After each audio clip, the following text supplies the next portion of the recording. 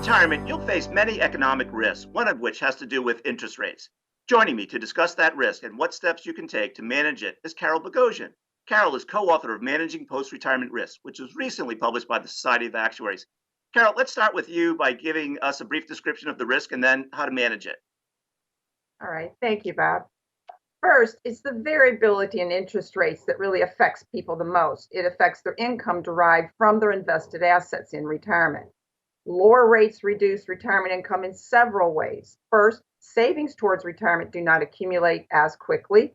Second, income from savings is reduced, which is what most retirees think about. But another point is in purchasing annuities, it requires a larger lump sum payment in lower interest rate environments for the same dollar of benefit that you could purchase in a high interest rate environment. So you need to think about interest rate.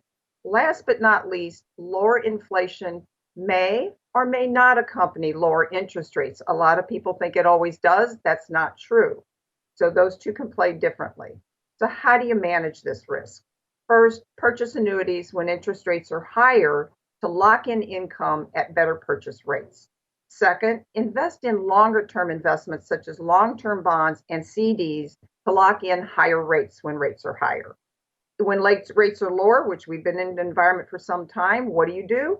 You purchase a series of CDs or treasuries with various maturity dates during low interest rate periods to avoid locking in low interest rates for an extended period of time. As they renew, interest rates increase, things get better.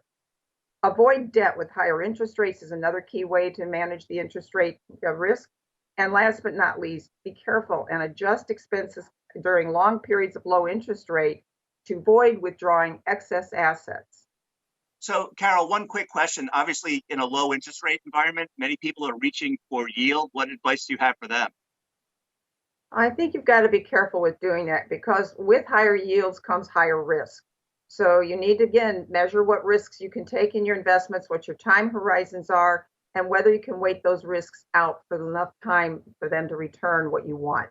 So be very careful with that. And I know that's something a lot of people think is the thing to do, reach higher, but it may not be the best. It may be best to reach low and let the interest rates, like I said, buy them over time so your maturities bring you back up, not the market brings you back up.